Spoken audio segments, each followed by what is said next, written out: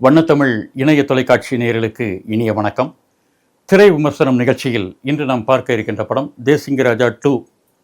2013 comedy ஜெனரில் ஒரு கலக்கின படம் தேசிங்கராஜா 1. தேசிங்கராஜா இது தேசிங்கராஜா 2 காமெடி ஜெனரில் விமல் நடித்து வந்திருக்கக்கூடிய படம் தேசிங்கராஜா 2. இந்த படத்தோட விமர்சனத்துக்கு போகிறதுக்கு முன்னாடி வண்ணத்தமிழ் இணைய தொலைக்காட்சியை சப்ஸ்கிரைப் பண்ணலைன்னா நீங்கள் சப்ஸ்கிரைப் பண்ணிக்கோங்க. பக்கத்தில் இருக்க பெல் பட்டனை ஆன் பண்ணி வச்சிங்கன்னா அந்த ஆல் நோட்டிஃபிகேஷனில் நாங்கள் கொடுக்குற அத்தனை வீடியோவும் உடனடியாக உங்களை சென்று அடையும். பட விமர்சனத்துக்குள்ளே வருவோம். தேசிங்கராஜா 2 விமல் நடிச்சிருக்காரு. இந்த படத்தோட கதை அப்படின்னு பார்த்தா, ஒரு பெரிய தாதா அவர் கொடூரமாக கொல்லப்படுறார்.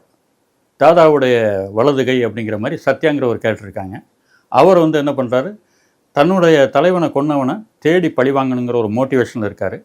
அதுக்காக முயற்சி பண்ணி கண்டுபிடிக்கிறாரு. தன்னுடைய தாதா தலைவனை கொன்னது அந்த ஏரியாவில் இருக்கக்கூடிய ஒரு அரசியல்வாதியோட மகன் அப்படின்னு டிசைட் பண்ணுறார். இப்போ அந்த பையனை போடணும் அப்படிங்கிற முடிவு பண்ணி அவனை கொல்றதுக்கு உண்டான விஷயங்களை பார்க்குறாரு. இதை மோப்பம் பிடிச்ச நம்ம அரசியல்வாதி என்ன பண்ணுறாரு, அந்த லோக்கல் பாலிட்டிஷியன் அங்கே இருக்கக்கூடிய வேலை பார்க்கக்கூடிய நம்ம ஹீரோ எஸ்ஐ கூப்பிட்றாரு. ஏசியாக இருக்கக்கூடிய கதாநாயகியும் கூப்பிட்றாரு. 2 பேரையும் கூப்பிட்டு, இந்த பாருங்கள், என் பையனை கொல்றதுக்கு கொலை முயற்சி நடக்குது, அந்த பையனை காப்பாற்றணும், நீங்கள் உங்களுடைய பொறுப்பு, காப்பாற்றாமல் விட்டீங்க உங்களை வேறு மாதிரி பண்ணிடுவேன் அப்படின்னு மிரட்டுறாரு. அவர் அவனுடைய அதிகார பலத்தை பிரயோகம் பண்ணி அவங்கள காப்பாற்றும்படி தூண்டுறார். இப்போ அந்த பையனை இவங்க காப்பாற்றுறாங்களா காப்பாற்றலையா அப்படிங்கிறது கதை.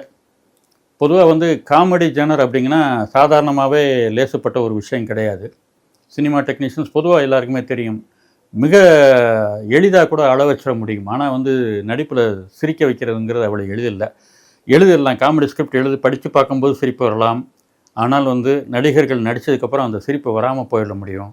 படித்து காட்டும்போது 3 புள்ளி வச்சுட்டு போன இடங்களில் நடிகருடைய பாடி லாங்குவேஜ் ஒரு வித்தியாசமாக அமைஞ்சு அதை பார்த்து மக்கள் விழுந்து விழுந்து சிரிக்கலாம்.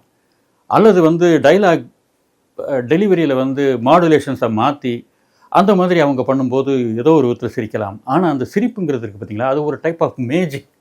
அந்த மேஜிக் நடக்கணும் அப்படின்னா அது அவ்வளவு எளிதில்லை. அந்த மேஜிஷியன், அந்த டைரக்டரை அந்த அளவு அதை உள்வாங்கி அதை அப்படி நடிகர்களுக்கு கொண்டு கொடுத்து அவங்க அதை உள்வாங்கி ரெப்ரசன்ட் பண்ணால் தான் அந்த காமெடி ஒர்க் அவுட் ஆகும். அப்படிலாம் பண்ணி கூட மிகப்பெரிய ஜாம்பவான்களுக்கே ஒர்க் அவுட் ஆகாமல் போயிருக்கு. ஒரு வருத்தத்துக்குரிய செய்தி என்னென்னா, இந்த காமெடி படத்தில் காமெடியே கிடையாது அப்படிங்கிறத உண்மை. என்ன அப்படின்னு கேட்டிங்கன்னு வச்சுக்கோங்க, டைலாக் கண்ணா பின்னான்னு பேசிக்கிட்டே இருக்காங்க. இவங்க பேசுகிறாரு, அவர் பேசுகிறாரு, நீ பேச நான் பேசுங்கிற மாதிரி மாறி மாறி பேசுகிறாங்களே தவிர என்ன விஷயத்துக்காக பேசுனாங்க, அது காமெடியா அப்படிங்கிறது ஒர்க் அவுட் ஆகாமல் போயிடுச்சு. இதை ஒரு பெரிய தவறுன்னெலாம் சொல்ல முடியாது. ஆனால் காமெடி ஜெனரில் வந்த படத்தில் காமெடி இல்லை அப்படிங்கிறது ரொம்ப அவ்வளோ ரசிக்கிற மாதிரி இல்லை. ஆனால் இதே கதையை வேறு ஒரு ஜேனரில் ஒரு த்ரில்லராக முயற்சி பண்ணியிருந்தாங்கன்னு வச்சுக்கோங்க, மேபி பெருசாக கூட ஜெயிச்சிருப்பாங்க. ஒரு நல்ல ஒரு கதை நம்ம வழக்கமாக கேள்விப்பட்ட கதையாக இருந்தால் கூட வேறு மாதிரியாக ஒரு ஸ்க்ரீன் ப்ளே பண்ணியிருந்தால் ஒரு நல்ல த்ரில்லர் படமாக வந்திருக்கக்கூடிய ஒரு கதையை காமெடி ஜெனரில் போட்டு குழப்பி எடுத்து மிகச் சுமாரான ஒரு படமாக கொடுத்துருக்காங்க. சுமாரான ஒரு படம் தேசிங்கராஜா. மீண்டும் இது போன்ற ஒரு திரை விமர்சனத்தில் உங்களை சந்திக்கின்றேன். நன்றி, வணக்கம்.